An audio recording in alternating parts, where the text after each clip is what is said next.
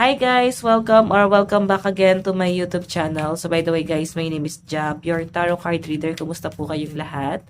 Okay, so yan guys, maraming salamat po pala sa walang sawang pagsubaybay sa ating pong daily love reading. And kung ikaw ay bago pa lang sa ating channel, mag-subscribe na po kayo. Then i-click mo na rin yung ating notification bell para lagi kang updated sa ating mga bagong upload. And guys, sa mga interested naman sa ating private reading, nasa description box below lang po yung link. Message lang po kayo. Okay, then guys, nag-upload rin pala ako ng single sign sa kabila kong channel, sa Jade Tarot. Ayan. Subscribe lang po kayo sa kabila and ayan. Sa mga naghahanap ng single sign, nag-upload ako doon. Note lang kayo doon guys, no? Then pag nagustuhan nyo guys, subscribe na rin po kayo. Okay, so tingnan natin, kanina ba tong love reading, itong masasagap natin ngayon. Okay, kanina ba tong love reading?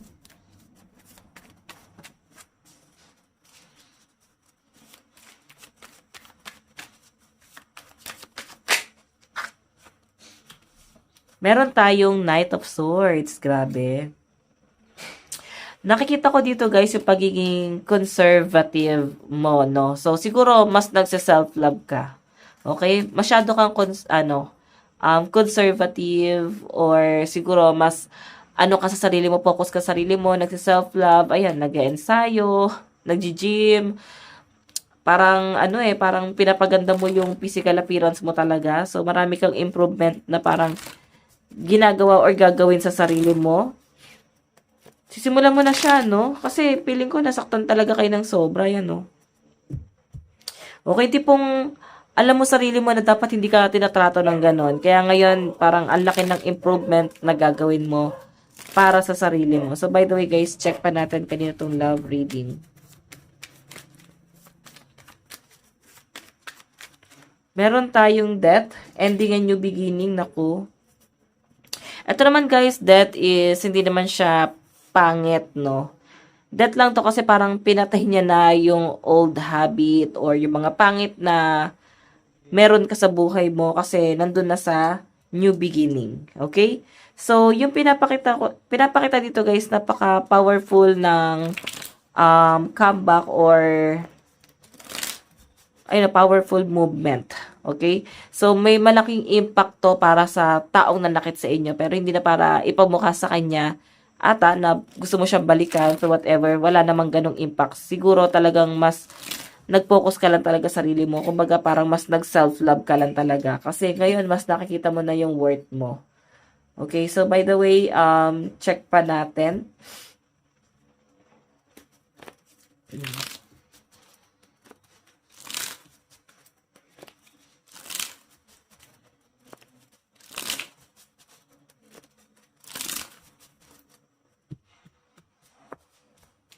Okay. Meron tayong Knight of Cups. Grabe. Kinakarma yung person mo sa ginawa sa inyo.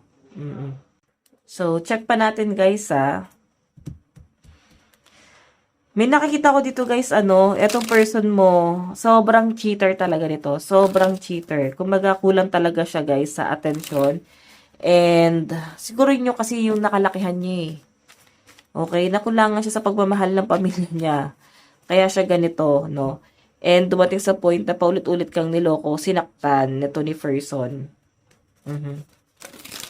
Tingnan pa natin.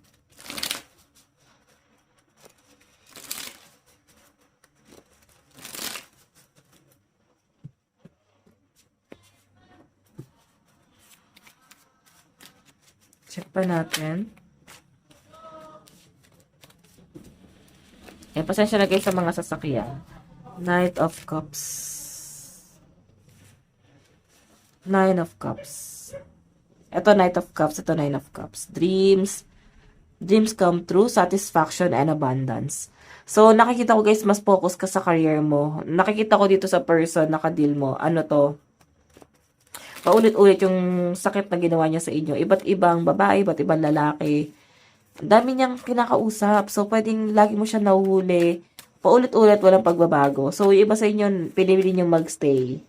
Kasi sobra kayo na-challenge dun sa ginagawa sa inyo ng person mo. Sobra kang nasaktan doon sa ginawa niya sa inyo. So, nakikita ko naman guys sa parang hindi mo to ito-tolerate. No? Hindi mo ito-tolerate yung mga maling ginagawa niya sa inyo, maling trato niya sa inyo. Pero, mahal mo talaga eh. And, mali na to eh. Okay, mali na to. So, payag ka ba? Okay lang ba sa inyo na itrato ka ng ganito ng person mo? Pwedeng undecided tong person na to yan. May mga third party siguro dito. So, aware ka siguro doon na nasa third party ka. Ayan, ikaw yung sobrang nag-a-adjust kasi mahal mo. 'Di ba? And ang nakikita ko rin dito guys, wala rin kayo magawa. Hindi pong pinipilit mo namang iwasan itong taong to. Pero nandun pa rin kayo sa sitwasyon na parang lagi kang binabalik sa kanya. Okay.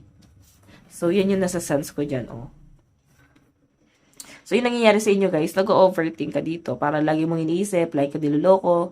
Wala kang realization na, wala kang nagiging realization.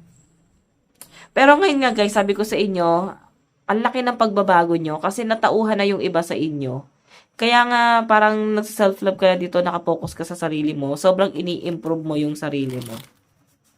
Ayan. Check pa natin.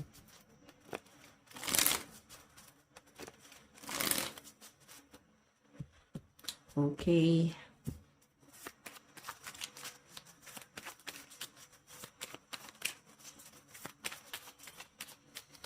Meron tayong Page of Cups, Daydream, Leading with Heart, Sensitive. Nasasaktan ka pa rin kasi bakit kanya sinaktan? Ba't ganito yung naging trato niya sa inyo? Kumbaga, nako-question mo pa rin yung sarili mo and sobrang nahihirapan pa rin yung loob mo. Okay, so pinapakita sa akin dito, guys. Okay?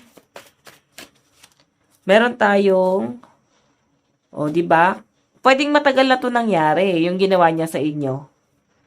Pwede na wala na 'to sa sistema mo. Kasi ngayon, mas nagsi-self-love ka dito, mas nakapokus ka sa sarili mo. Ang problema lang dito, guys, bumabaliktad yung sitwasyon kasi siya naman yung nag-overthink dito. Naging karelasyon mo man to o hindi. Pwedeng ito ay nasa situationship pa lang kayo. Pwedeng hindi mo siya totally naging karelasyon pero ang dami niyang naging babae, dami niya naging lalaki. Pwedeng ino-open niya pa nga sa inyo.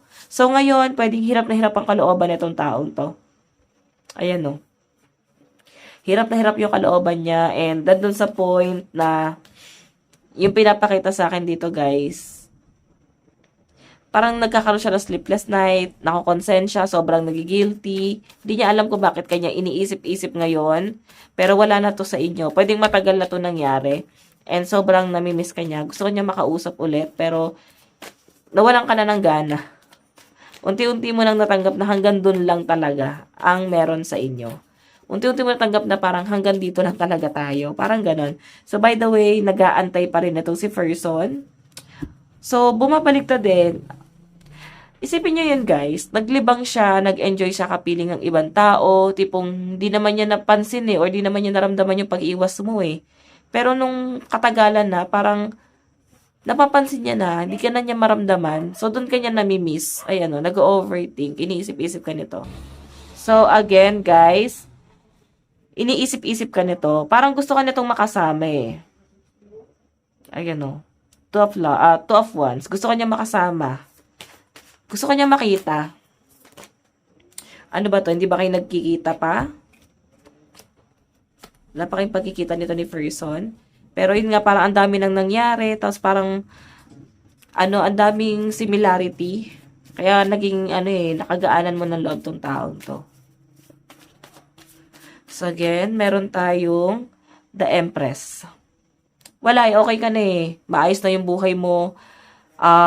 Safe ka na, nakikita ko sa inyo guys, nakapokus ka sa kaperahan mo, and sa improvement mo, sanay ka na rin ng single, di ka na rin nag-entertain ng kahit na sino, kumbaga, nakapokus ka talaga sa career mo at sa pagpapaganda, pagpapagwapo. So, yon. Check pa natin. Additional message.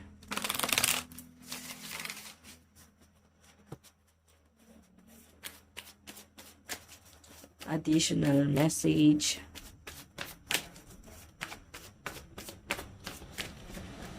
Meron tayong judgment. So, puro pangit na lang yung nakikita mo sa kanya. So, baka nga may mga inis ka talaga sa kanya. Dati, hindi mo naman nakikita to. Hindi mo naman nararamdaman tong inis na to, galit na to. Pero, ganun talaga pag naka-move on ka na sa person mo.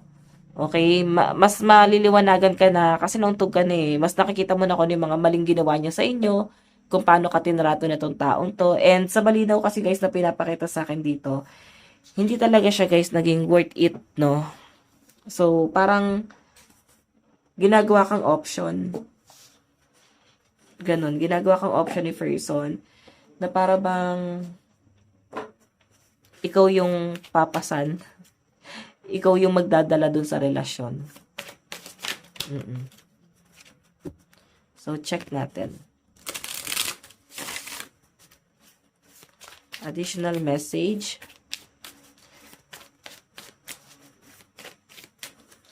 Meron tayong something to say. There's something I really want to share with you. I'm waiting for the right time to tell you. Di ba wala kayong pag-uusap ngayon? Okay, tuma talaga yung sinasabi ng card.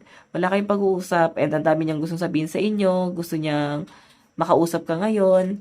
Gusto niyang i-share sa inyo kung ano man yung mga kaganapan sa buhay niya, ano yung nangyayari sa buhay niya ngayon. Pero kasi yun sa inyo, naiirita ka kasi parang nga siyang mushroom, para siyang kabote, lulubog lilitaw. So, hindi mo rin maintindihan eh. Kaya ikaw, pinanindigan mo. Total naman, nahihirapan ka ng kausapin ako. So, parang hindi mo na lang pinagpatuloy yung communication. Hindi ka na lang talaga nakipag-usap sa taong to. So, parang hinayaan mo na siya. Okay? Tignan natin. Ikaw na yung parang umiwas. Ikaw na yung parang lumayo. Meron tayong need time to heal. Right now, I'm in a space where I need to focus on my healing and self-love. This isn't about you. It's about me. Diba? Yung sabi niya dyan, guys, oh. Nasa kanya daw yung problema. And pabor naman pala sa kanya na hindi mo siya kinakausap kasi naguguluhan siya. Parang nilagay niya sa problema yung sarili niya kasi namamangka na siya sa dalawang ilog. Okay? Dami niyang ka-talking stage yun. Dami niyang nilalandi eh. Parang di siya kontento sa buhay niya.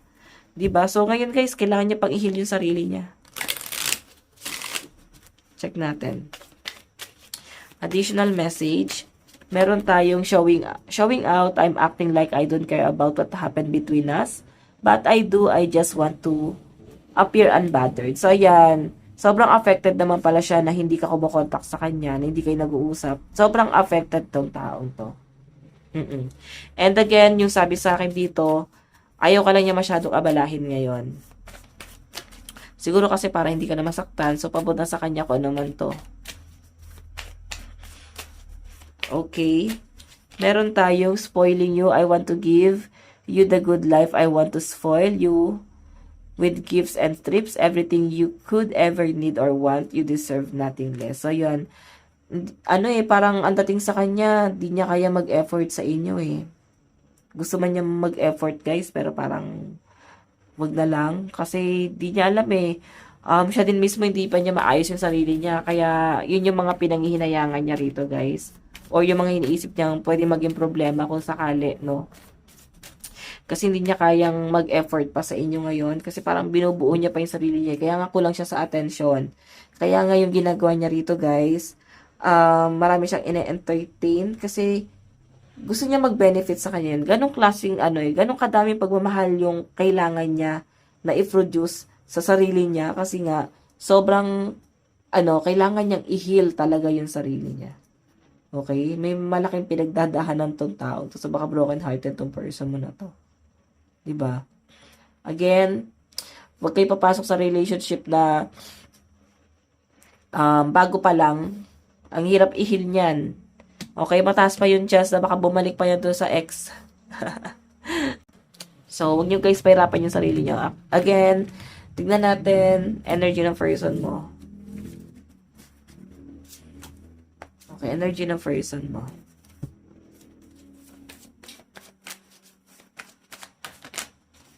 Energy ni person. Nararamdaman niya sa inyo ngayon. Energy niya sa inyo ngayon.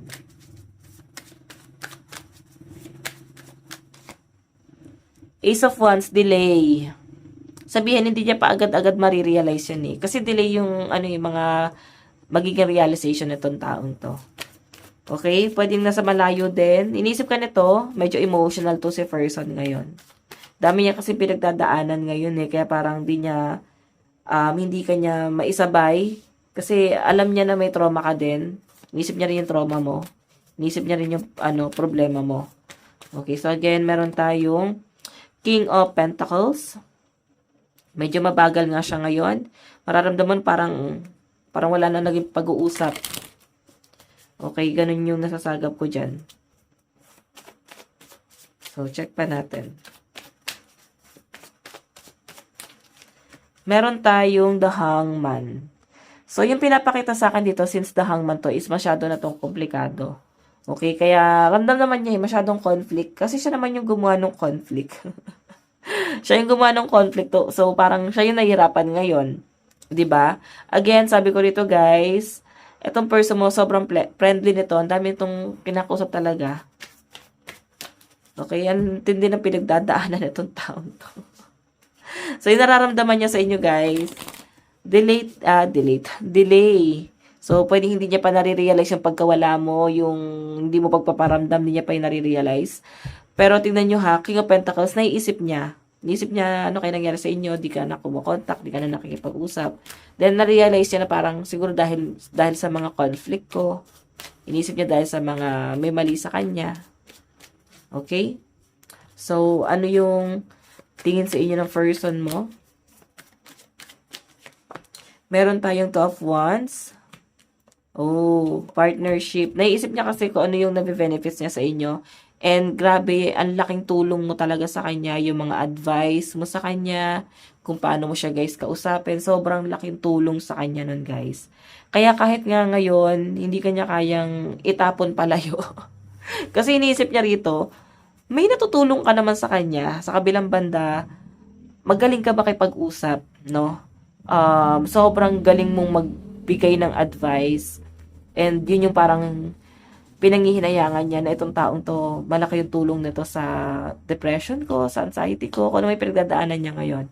So, yun yung tingin niya sa inyo guys, sobrang sobrang ayos mo, sobrang maayos kang kausap, sobrang professional. And again, yun yung hinaayos niya dito, parang gusto ka pa rin niya maging kaibigan, gusto niya pa rin ayusin itong connection niyo. Okay? Kahit bilang kaibigan na lang. Tingnan natin ano naman yung magiging action ni person. Ano yung magiging hakbang niya dito? Action, family, wedding. Oh my God. Iniisip niya kasi guys, gusto niyang ayusin yung pamilya niya. Okay, pwedeng single dad, single mother tong person mo. So, inisip niya pa rin guys, gusto niyang maayos pa rin yung pamilya niya. And, isa pa rito guys, inisip niya rin na parang kung kaya niya lang sanang ibalik yung nakaraan, ikaw yung pipiliin niya. No? Pwedeng hiwalay na sila nung person niya. Kaya nga nag-entertain siya ng marami kasi pwedeng iniwan siya. Then, ngayon sobrang conflict ng buhay na meron siya ngayon. Sa pinapakita sa akin dito, kung hindi lang masyadong komplikado yung sitwasyon, ikaw talaga yung pipiliin ito. Okay? Hindi ganyan iiwan. Kasi nandun yung paninindigan niya eh. Ay, no, puro pangarap siya eh. Parang saan kanya ilalagay? Anong role mo na dito? Gusto kanya maging kaibigan. Maging part ng buhay niya. Or maging part ng family, or at least maging kaibigan ka ng pamilya niya. Gusto kanya ilapit sa pamilya niya eh. Check pa natin guys ha. Additional message. Meron tayong twin flame. Nako, kaya pala twin flame mo pala to, kaya medyo conflict kayo. Bihira kasi nagkakatuluyan sa twin flame. So, pag twin flame guys, ito yung parang magkakamukha yung mga nangyayari sa inyo. Ang dami yung similarity. Oh, pero bihira to, hindi to basta-basta nagkakatuluyan eh. Sobrang rare, no? May nagkakatuluyan pero bihira. Father wounds. So, yon. Piling ko dito, single dad or single mom to. Nahanap niya yung sarili niya daw ngayon, no? Okay, ano yung gusto niya sabihin sa inyo? My beloved, I cannot right now. Di pa siya ready. And I love you so much. Mahal ka niya pero hindi pa siya ready. Hindi siya makapag-decide. Wawa naman to. Sobrang hirap na hirap to. Zodiac sign. Lagay ko nga to dito, guys. Meron tayong Virgo, Scorpio, Cancer, Aries, Aquarius, and Gemini. Meron tayong Libra, Capricorn, Pisces, Aquarius, Gemini, and Taurus energy. Ayan. Tingnan pa natin. Ito naman tayo sa nararamdaman mo. Nararamdaman mo sa person, no? Oops. Ano yung nararamdaman mo sa person, no?